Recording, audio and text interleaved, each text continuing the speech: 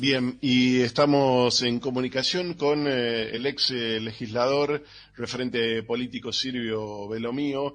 Vamos a hablar, en este caso, en su rol de especialista en temas fiscales, impositivos, económicos, de un tema que ha generado mucha preocupación, mucho malestar también entre miles de contribuyentes, particularmente del sector del monotributo, porque a partir de una recategorización que hizo el gobierno nacional, la AFIP en este caso, les ha aparecido una deuda que no tenían proyectada, una deuda retroactiva, que llega en algunos casos hasta los 25.000 pesos, y que, bueno, deben cumplir porque están en mora a partir de ese momento de la decisión nacional los monotributistas.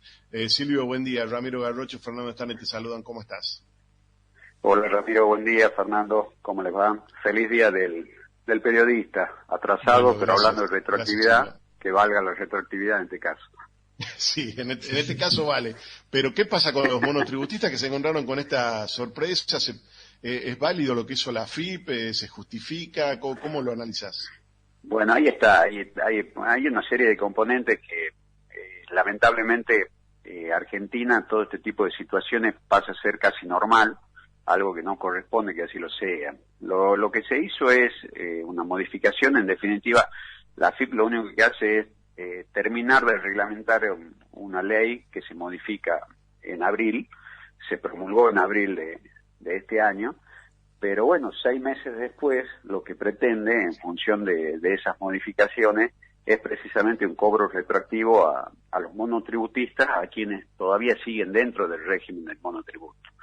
Esta ley en sí tiene una serie de beneficios, entre comillas, o de adecuación de la norma para la realidad que vivimos, que está vinculada sobre todo con el efecto de la inflación en la economía. Obviamente que quienes están dentro del régimen del monotributo no están excluidos de esta situación. Lo que se discute acá, en definitiva, es el hecho de si corresponde que se cobre un retroactivo para aquellos monotributistas que venían abonando su cuota en forma mensual.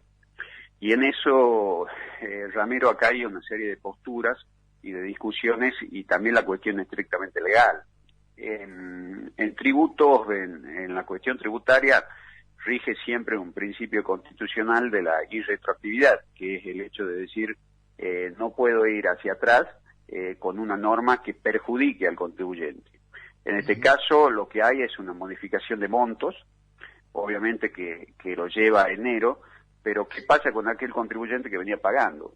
El que venía pagando en tiempo y forma, de acuerdo al monto que le correspondía, ese pago tiene un efecto liberatorio. Entonces la discusión acá es si corresponde que se le cobre esa diferencia, si está facultada la AFIP, en este caso, para exigir el pago, y dentro de esa situación también hay otras cuestiones y otros desaguisados también que ocurrieron en este tiempo. El hecho de que pretende también la AFIP cobrar intereses sobre la supuesta deuda de los contribuyentes que la crea a través de esta ley la misma AFIP recién ahora, pretendiendo cobrar 6 meses anteriores.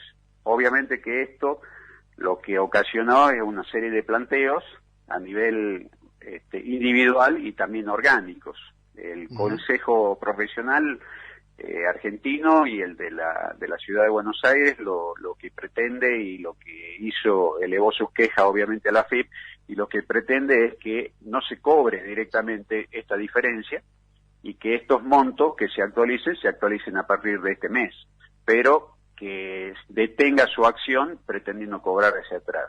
El Colegio de Tucumán, por ejemplo, siempre mucho más tibio y con poco sustento, lo único que dice es, señores, cobren lo que corresponde, pero establezcan un plan de pagos sin intereses hasta en 20 cuotas de la deuda del monotributo. Silvio, ¿cómo estás? Fernando te saluda, ¿cómo estás? Hola Fernando, ¿cómo te va?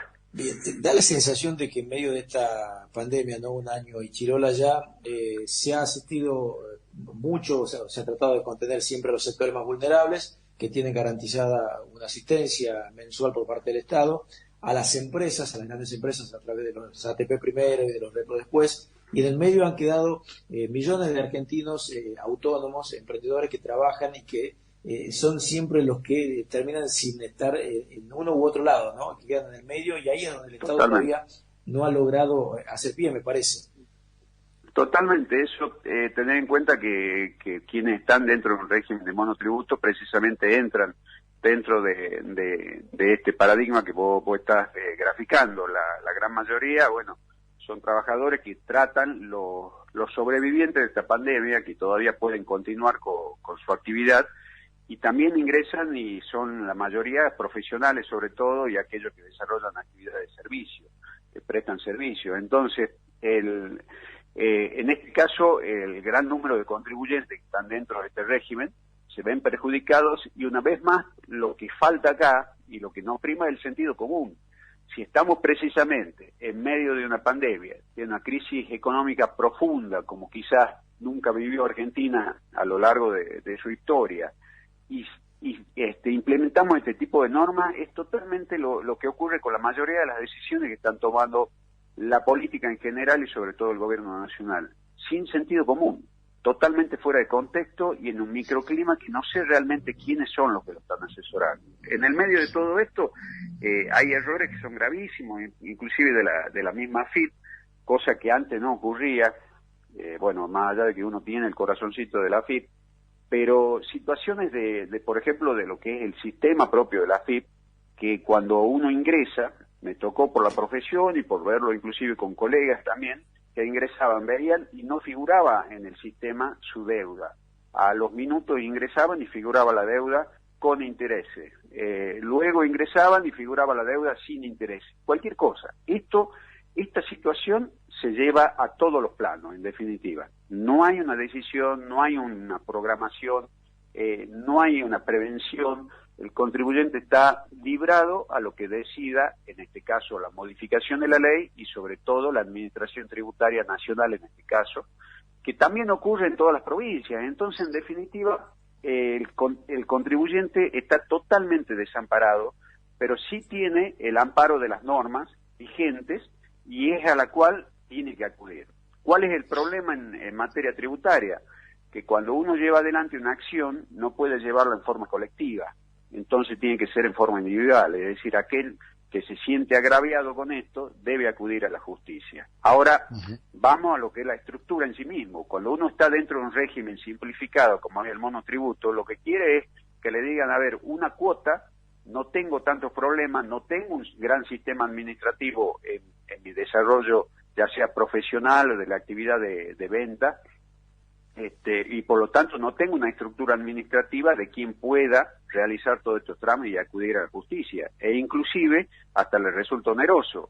Entonces, en definitiva, no terminan yendo a la justicia y el organismo termina haciendo lo que quiere una vez más. Entonces, lo único que hay acá es una buena intención, que fue modificar una vez más, una buena intención de modificar el régimen, de adecuarlo a la triste realidad argentina, que está sobre todo encabezada y modificada por la inflación, los efectos inflacionarios. Una vez más esta norma termina siendo perjudicial para los contribuyentes.